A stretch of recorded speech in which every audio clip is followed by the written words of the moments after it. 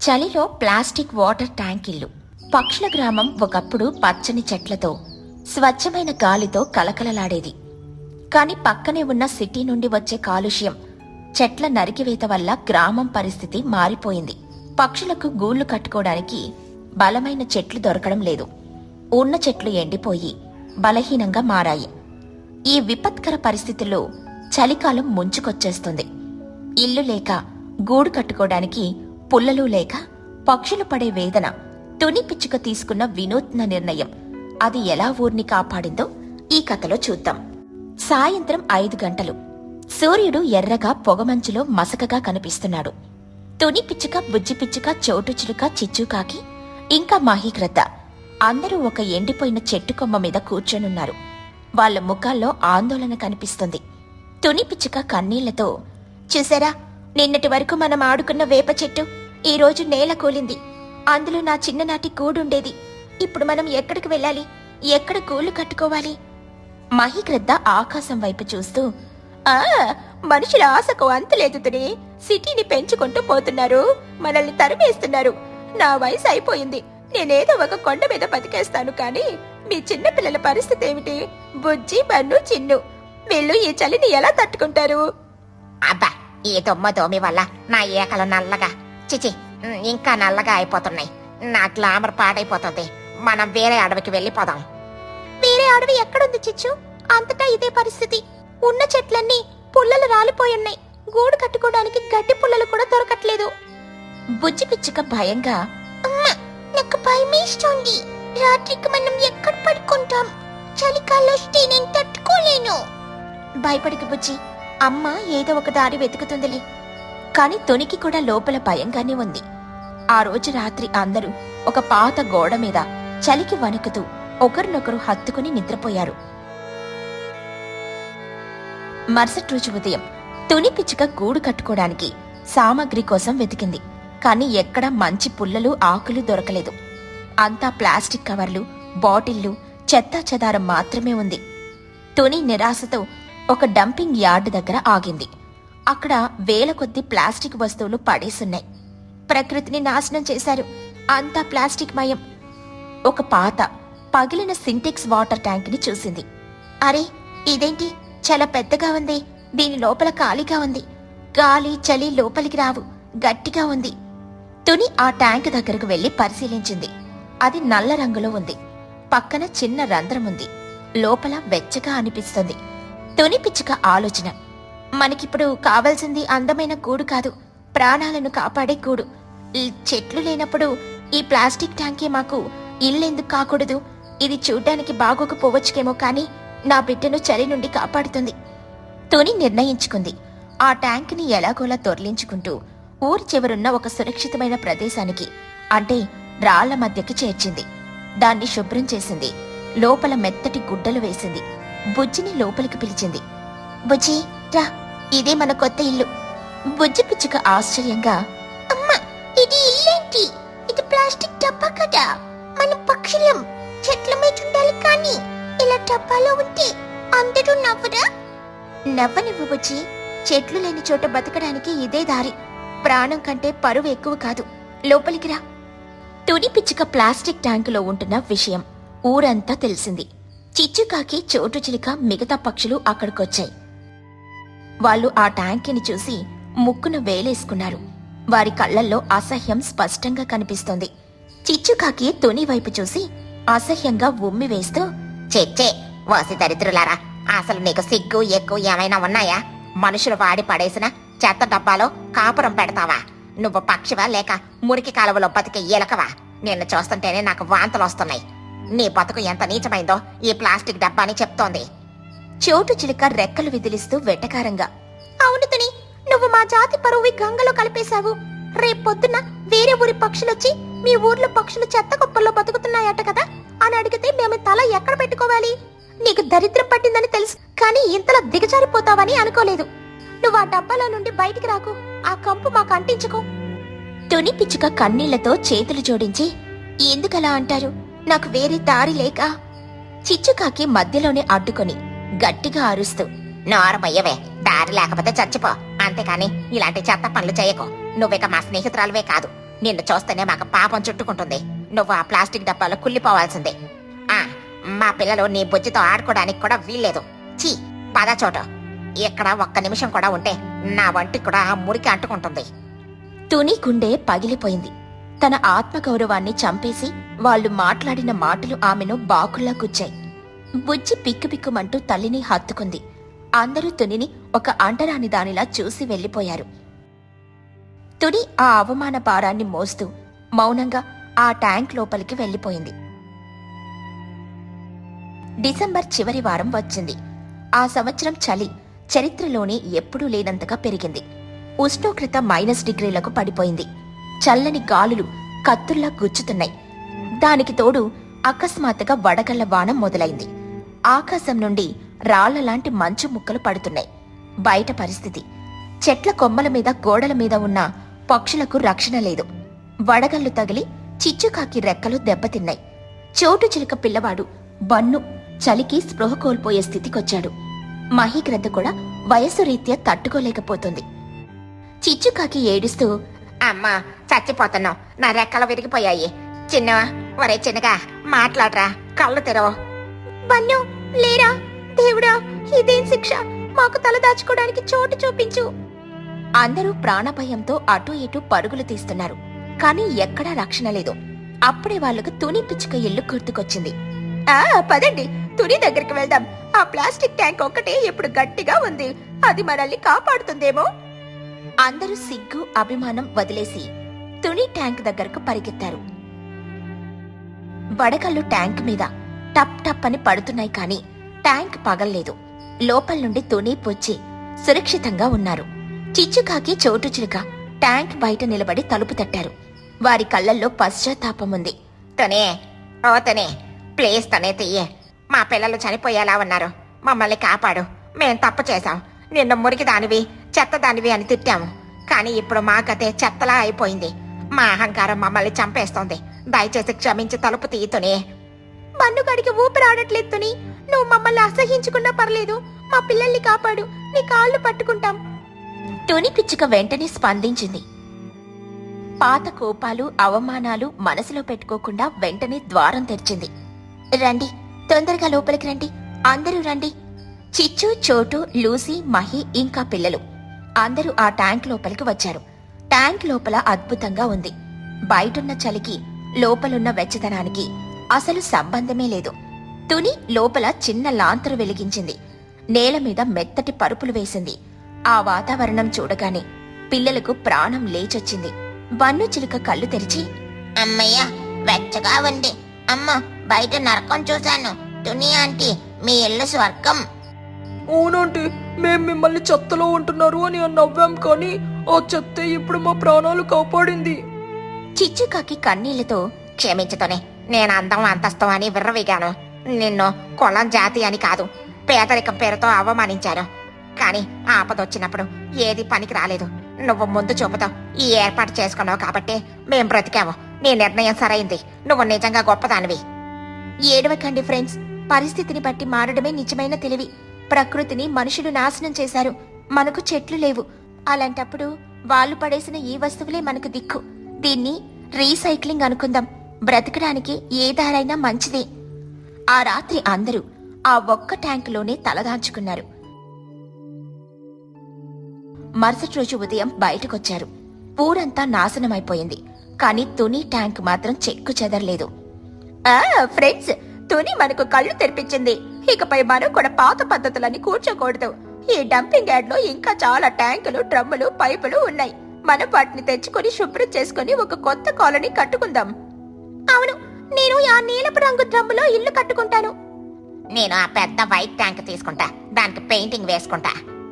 అందరూ కలిసి డంపింగ్ యార్డుకి వెళ్లి పనికి వచ్చే ప్లాస్టిక్ వస్తువులను సేకరించారు. వాటిని శుభ్రం చేసి వరుసగా అమర్చి ఒక అందమైన కాలనీని తయారు చేశారు. దానికి నవజీవన నగర్ అని పేరు కూడా పెట్టారు. చూశారా, మనుషులు పడేసిన చెత్త మనకు ఆష్టయింది. అవును బుజ్జే, ఇప్పుడు వర్షం వచ్చినా వడగళ్ళు పడినా భయం లేదు. నేను నా ట్యాంక్ లో స్నాక్స్ కూడా దాచుకుంటా. ఒకప్పుడు అవమానంగా చూసిన ప్లాస్టిక్ ట్యాంక్ ఇప్పుడు ఆ ఊరి పక్షులకు గౌరవప్రదమైన నివాసంగా మారింది. తుని పిచ్చుక ముందు చూపు ధైర్యం అందరికీ ఆదర్శంగా నిలిచాయి. కాలుష్యం ఒక శాపమే, కాని దాన్ని తెలివిగా వాడుకుంటే వరంలా కూడా మారుతుందని పక్షులు నిరూపించాయి. ఈ కథలోని నీతేంటంటే, సమస్య వచ్చినప్పుడు ఏడిస్తే కన్నీళ్లు మిగులుతాయి, ఆలోచిస్తే పరిష్కారం దొరుకుతుంది. ఆడంబరాల కంటే అవసరమే ముఖ్యం. చలిలో వింత గ్రామం. పక్షుల గ్రామం మామూలు గ్రామం కాదు. ఆ ఊరి మధ్యలో మాయా నది పారుతూ ఉంటుంది. ఆ నదికి ఒకవైపు చోటు చిలుక, లూసీ పావురం, మహీగ్రద్ద ఉంటారు. నదికి అవతల వైపు తుని పిచ్చుక, చిచ్చుకాకి, కుహుబాతు ఉంటారు. మామూలుగా అయితే అందరూ కలిసిమెలిసి ఉంటారు. కాని ఆ ఊరి నది ఒడ్డున ఒక పెద్ద మర్రి చెట్టుంది. ఆ చెట్టుకి కొన్ని పాతకాలపు తాయెత్తులు కట్టున్నాయి. పూర్వం ఆ ఊరిలో ఒకసారి విపరీతమైన ఎండ, మరోవైపు విపరీతమైన వర్షం వచ్చి ఊరు నాశనమైపోతుంటే పెద్దలు పూజలు చేసి ఆ తాయెత్తులు కట్టారట. అప్పట్నుండి వాతావరణం కంట్రోల్లోనే ఉంది. ఎవరూ ఆ తాయెత్తులను తాకకూడదని రూల్ కూడా ఉంది. కాని మన క్రికెట్ బ్యాచ్ బన్ను, పుచ్చి, చిన్ను వస్తే రూల్స్ బ్రేక్ అవ్వాల్సిందే కదా. వాతావరణం చాలా బాగుంది. పిల్లలందరూ నది ఒడ్డున ఆ మర్రి చెట్టు దగ్గర క్రికెట్ ఆడుతున్నారు. బన్ను చిలుక చేతిలో బ్యాట్ ఉంది. బుజ్జి బౌలింగ్ వేస్తోంది. చిన్ను ఫీల్డింగ్ చేస్తున్నాడు. బన్ను చిలుక బ్యాట్ ని గాలిలో తిప్పుతూ, ఒరే, ఈరోజు నేను ఫామ్ లో ఉన్నాను. ఉదయం బ్రేక్ఫాస్ట్ లో 6 ఇడ్లీలు తిన్నాను. నా షాట్కి బాల్ ఆకాశంలోకెళ్ళి నేరుగా సూర్యుడికి తగలాలి. సూర్యుడికి తగిలితే పర్లేదు కానీ నా ముఖానికి తగలకుండా చూసుకో, రేపు ఫోటోషూట్ ఉంది. ఊరి పనుక మాట తక్కువ, ఆట ఎక్కువ. బాల్ వేస్తున్నా, రెడీగా ఉండు. ఇది స్పిన్ బాల్. ఇక బుజ్జి బాల్ విసిరింది. బన్ను గట్టిగా బ్యాట్ ఊపాడు. కాని బాల్ బ్యాట్ కి తగలలేదు, వికెట్లకు తగిలింది. అవుట్. పన్నుకడు గ్రీన్ బాల్. Cheating cheating. నేను రెడీగా లేను. అప్పుడే నాకు ఒక దోమ కొట్టింది, అందుకే ఏకాగ్రత పోయింది. ఈ బాల్ కౌంట్ లో లేదు, మళ్ళీ వేయాలి. ఊరే పన్ను, నువ్వు ఎప్పుడూ ఇంతేరా, అవుట్ అయితే ఒప్పుకోవు. సరే బుజ్జి, నువ్వు బ్యాటింగ్ చెయ్యి, బన్ను బౌలింగ్ వేస్తాడు. ఆ, సరేలే, నేను బౌలింగ్ వేస్తా. కానీ నా బౌలింగ్ స్పీడ్ కి బుజ్జి భయపడిపోవద్దు. బుజ్జి బ్యాట్ తీసుకుంది. బన్ను బాల్ పట్టుకుని పరిగెత్తుకుంటూ వచ్చాడు. బన్ను చేతిలో నుండి బాల్ జారింది. ఇదేం బౌలింగ్ రా? సరేలే, ఇప్పుడు చూడు నా పవరు. బుజ్జి కోపంతో బాల్ ని గట్టిగా కొట్టింది. ధప్మని శబ్దం వచ్చింది. అది నేరుగా వెళ్లి నది ఒడ్డున ఉన్న చెట్టు కొమ్మకు కట్టున్న ఆ పాత తాయెత్తుల గుత్తికి తగిలింది. అమ్మో బుజ్జి, బాల్ చెట్టుకు తగిలింది. ఆ దెబ్బకి చెట్టుకి కట్టున్న తాయెత్తుల దారం తెగిపోయింది. ఆ తాయెత్తుల గుత్తి నదిలో ఫక్మని పడిపోయింది. ఇక తాయెత్తులు నీటిలో పడగానే ఆకాశంలో ఒక్కసారిగా మార్పు వచ్చింది. పెద్ద ఉరుములు వినిపించాయి. ధడధడధడ అని శబ్దం వచ్చింది. గాలి వేగం పెరిగింది. ఏంటి, అప్పుడే లంచ్ బెల్ కొట్టారా? ఆకాశంలో ఎవరైనా బిర్యానీ వండుతున్నారా? ఆ శబ్దం ఏంటి? లేట్రా పన్నుక, మనం ఏదో తప్పు చేశాం. ఆ తాయెత్తులు కింద పడిపోయాయి. పెద్దలు చెప్పిన మాట నిజమయ్యేలా ఉంది. క్షణాల్లో వాతావరణం విడిపోయింది. చోటు, లూసి, మహి ఉన్నవైపు ఒక్కసారిగా సూర్యుడు మండిపోవడం మొదలుపెట్టాడు. ఎండ తీవ్రత 50 డిగ్రీలకు పెరిగిపోయింది. చెట్లు వాడిపోతున్నాయి. వేడి గాలులు వీస్తున్నాయి. ఇక తుని, చిచ్చు, కుహు ఉన్నవైపు నల్లటి మేఘాలు కమ్మేశాయి. చల్లని గాలులు వీచాయి. చూస్తూ ఉండగానే మంచు కురవడం మొదలైంది. ఉష్ణోగ్రత -డిగ్రీలకు పడిపోయింది. ఒరే, మా ఇల్లున్న వైపు చూడు, వైట్ గా మారిపోతుంది, మంచు పడుతుంది. మా ఇల్లున్న వైపు చూడు, ఎండకి నిప్పులు రాలుతున్నాయి. మా అమ్మ ఏమైపోతుందో. పదండి, ఎవరిళ్ళకు వాళ్ళు వెళ్దాం. ఏం జరుగుతుందో చూద్దాం. తుని, చిచ్చు, కుహుబాతు ఇల్లున్న వైపు అక్కడంతా మంచుతో నిండిపోయింది. చిచ్చుకాకి గజగజ వణుకుతూ 4 స్వెటర్లు వేసుకుని, అమ్మో, ఇదేం చలి! సడన్ గా నేను కాశ్మీర్కి వచ్చేసానా ఏంటి? నా ఫేస్ క్రీమ్ డబ్బా గడ్డ కట్టి రాయిలా అయిపోయింది. నా ముక్కు ఎర్రగా అయిపోయింది. అయ్యో, నా గ్లామర్ దెబ్బతింటోంది. కుహుబాతు ఇంటి బయటున్న చిన్న నీటి గుంటలో ఈత కొట్టాలని చూసింది. కాని నీళ్లు గడ్డకట్టి ఐస్ అయిపోయాయి. ఆ, నా తల బొప్పి కట్టింది. ఈ నీళ్ళేంటి బండరాయిలా ఉన్నాయి? తునియా, ఓ తునియా, బయటికి రా, మన ఊరు ఫ్రిడ్జ్ లో పడిపోయింది. తుని పిచ్చుక తన ఇంట్లో నుండి బయటకొచ్చి, కుహు, లోపలికి రా, బయటుంటే రక్తం గడ్డ కట్టుకుంటుంది. ఇది మామూలు చలి కాదు, ఏదో అనర్థం జరిగింది. టోనీ, నా లిప్స్టిక్ గడ్డ కట్టింది. ఇప్పుడు నేను ఎలా తయారవ్వాలి? అసలు ఏం జరుగుతోంది? నది అవతల వైపు చూడు, అక్కడ ఎండ మండిపోతుంది. నదికి అవతల వైపు చోటు, లూసీ, మహి ఇల్లు ఉన్న చోట అక్కడ ఎండ నిప్పులు చెరుగుతోంది. రోడ్ల మీద ఆమ్లెట్ వేయొచ్చు. బాబోయ్, ఈ ఎండేంటి? సూర్యుడు మన ఇంటి మీదకి వచ్చేసాడా? ఫ్యాన్ వేసిన వేడి గాలి వస్తుంది. నా రెక్కలు మాడిపోతున్నాయి. లూసీ పౌరం నీరసంగా, చోటు, నాకు దాహం వేస్తుంది. కొండలో నీళ్లు కూడా వేడిగా కాగిపోతున్నాయి. మనం చికెన్ సూపులా అయిపోతున్నాం. ఇక మహిగ్రద్ద బయటకొచ్చి కళ్ళద్దాలు పెట్టుకొని, ఇది ప్రకృతి విపత్తు. ఒక పక్క మంచు, ఒక పక్క మంట. ఖచ్చితంగా ఆ మాయా నదికి ఏదో జరిగింది. మనం వెంటనే నది వద్దకు వెళ్ళాలి. అప్పుడే పన్ను చిలుక ఇంటికి పరిగెత్తుకుంటూ వచ్చాడు. అమ్మా, కాపాడండి. నా జాబ్లో ఉన్న చాక్లెట్ కరిగిపోయి జాబ్ అంతా అయిపోయింది. నేను కొన్న ఐస్ క్రీమ్ ఒక్క సెకండ్లో మిల్క్ షేక్లా అయిపోయింది. ఈ ఎండలో నా లడ్డూలే పాడైపోతాయేమో, నాకు భయంగా ఉంది. నీ లడ్డూలు కోలాపరా, ఇక్కడ ప్రాణాలు పోతున్నాయి. పదండి, నది ఒడ్డుకు వెళ్దాం. అవతలి వాళ్ళ పరిస్థితి ఏంటో చూద్దాం. అందరూ నది ఒడ్డుకు చేరారు. ఇది చాలా ఫన్నీ సీన్. చోటు బ్యాచ్ చెమటలు కక్కుతూ సన్ గ్లాసెస్ పెట్టుకుని ఉన్నారు. ఇక చిచ్చు బ్యాచ్ స్వెట్టర్లు, మంకీ క్యాప్లు వేసుకుని గజగజ వణుకుతూ ఉన్నారు.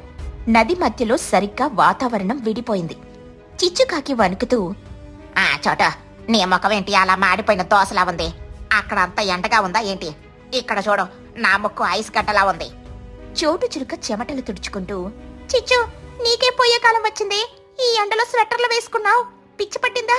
ఇక్కడ మేము వేడికి పాప్కార్న్లా పేలిపోతున్నాం. కాదు చోటు, వాళ్ళ వైపు నిజంగానే మంచు కురుస్తోంది. చూడు, కుహుబాతు ముక్కుకి ఐస్ ముక్క వేలాడుతోంది. అవును లూసీ, మా వైపు ఫ్రిడ్జ్ ఆన్ చేశారు, మీ వైపు ఓవెన్ ఆన్ చేసినట్లున్నారు. నిశ్శబ్దం. అసలేం జరిగింది? ఉదయం అంతా బాగానే ఉంది కదా. ఆ చెట్టుకున్న తాయెత్తులేవి? మహిగ్రద్ద చెట్టు వైపు చూపించింది. అక్కడ తాయెత్తులు లేవు. కేవలం తెగిన దారం మాత్రమే ఉంది. మహిగ్రద్ద కోపంగా, ఎవరు చేశారు ఈ పని? ఆ తాయెత్తులు లేకపోతే ఈ ఊరు నాశనం అయిపోతుంది. ఎవరు ఆడింది ఇక్కడ? పిల్లల ముగ్గురు ఒకరి వెనుక ఒకరు దాక్కుంటున్నారు. చివరకు బుజ్జి ముందుకొచ్చింది. క్షమించండి పామగారు, మేము క్రికెట్ ఆడుతున్నాము. నేను బాల్ని గట్టిగా కొట్టాను. అటు వెళ్ళి ఆ తాయెత్తులకు తగిలింది. అవి నదిలో పడిపోయాయి. ఏంటి? ఆ తాయెత్తులు నదిలో పడ్డాయా? అయ్యో రామా, ఇప్పుడు వాటిని వెతికి మళ్ళీ కడితే తప్ప ఈ విపత్తు ఆగదు. బన్ను చిలుక ముందుకొచ్చి అమాయకంగా, బామ్మగారు, నా తప్పేం లేదు. నేను బుజ్జికి స్లో బాలే వేశాను, కానీ అది 6 కొట్టింది. పోనీలేండి, ఇప్పుడు మనం ఒక పని చేద్దాం. ఎవరికి చలి వేస్తే వాళ్ళు ఎండ వైపు రండి, ఎవరికి ఒక్క పొస్తే వాళ్ళు ఆ మంచు వైపు వెళ్ళండి. షిఫ్టింగ్ పద్ధతిలో బతికేద్దాం. నోరు మొయ్యరా సన్నాసి, రోజుకో ఇల్లు మారాలా? నా మేకప్ సామాన్లు మొయ్యలేక చేస్తున్నా. మర్యాదగా ఆ తాయెత్తులు వెతకండి. అమ్మో, నదిలో ముసళ్ళుంటాయేమో. నేను వెళ్ళను. నా కాళ్ళు నానిపోతే రంగు పోతుంది. నేను వెళ్తాను. నేను బాతుని కదా, నాకేతొచ్చు. పైగా ఈ చలి కంటే నీళ్ళ నయం. కుహుబాతు, లూసీ పౌరం కలిసి నదిలో వెతకడానికని దిగారు. నీళ్లు కూడా సగం వేడిగా, సగం చల్లగా ఉన్నాయి. కుహుబాతు నీళ్లలో మునిగి ఆ తాయెత్తుల గుత్తిని పట్టుకుని పైకొచ్చింది. దొరికింది దొరికింది, ఇదిగో తాయెత్తులు గుర్తియా. అందరూ హమ్మయ్య అనుకుంటారు. త్వరగా ఇవ్వండి, ఇప్పుడు నేను మళ్ళీ పూజ చేసి కట్టాలి. సరే, అందరూ కళ్ళు మూసుకోండి. ఓం భీం క్లీం వెదర్ చేంజెస్ స్వాహ. మహిగ్రత విచిత్రమైన మంత్రాలు చదువుతూ ఆ తాయెత్తులను మళ్ళీ ఆ చెట్టు కొమ్మకు గట్టిగా కట్టింది. పసుపు కుంకుమ చల్లింది. గాలిదేవా శాంతించు, సూర్యదేవా చల్లబడు, మంచురాజా కరిగిపో. మహిగ్రత పూజ పూర్తవగానే ఆకాశంలో మళ్లీ మార్పొచ్చింది. ఎండ తగ్గిపోయింది, చల్లని గాలి వీచింది. మంచు కరిగిపోయింది, మేఘాలు విడిపోయాయి. అమ్మయ్య, మళ్ళీ మన ఊరు మామూలుగా అయింది.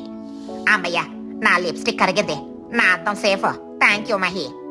అబ్బా, ఆ వేడికి నా ఈకలు మాడిపోతాయేమోనో అనుకున్నా. బతికాంరా బాబు. అంతా బాగానే ఉంది, కానీ ఆ ఎండ వైపు నా లడ్డూలు కరిగిపోయాయి. ఈ చలి వైపు నా ఐస్ క్రీమ్ గడ్డ కట్టింది. నాకు నష్టపరిహారం ఎవరిస్తారు? నువ్వు చేసిన పనికి నీకు డబ్బులు పడలేదని సంతోషించిన పనుక. నిజమే, ఇంకెప్పుడు చెట్టు వైపు క్రికెట్ ఆడొద్దు. మనం గ్రౌండ్ కి వెళ్దాం. అది మంచి నిర్ణయం. పిల్లలు, ప్రకృతితో ఆటలాడకూడదు. ఈ తాయెత్తులు మన రక్షణ కవచాలు. జాగ్రత్తగా ఉండండి. సరేలే బామ్మగారు, మరి ఇప్పుడు వాతావరణం బాగుంది కదా, అందరం కలిసి పిక్నిక్ చేసుకుందామా? చిచ్చు ఆంటీ, మీరు పాయసం చేస్తారా? మళ్ళీ మొదలు పెట్టావా? పదండ్రా ఇంటికి. ఏసారి పాయసం కాదు, పచ్చిగడ్డి పెడతాను. అందరూ గట్టిగా నవ్వుకున్నారు. ఆ వింత గ్రామంలో మళ్లీ సంతోషం వెల్లివిరిసింది. పిల్లలు మాత్రం ఆ చెట్టు వైపు చూడాలంటేనే భయపడ్డారు, ఒక్క బన్ను తప్ప. ఈ కథలోని నీతేంటంటే, ప్రకృతిని కాపాడితే అది మనల్ని కాపాడుతుంది. పెద్దల మాట చద్దన్నం మూట. అది బన్నుకి నచ్చకపోయినా సరే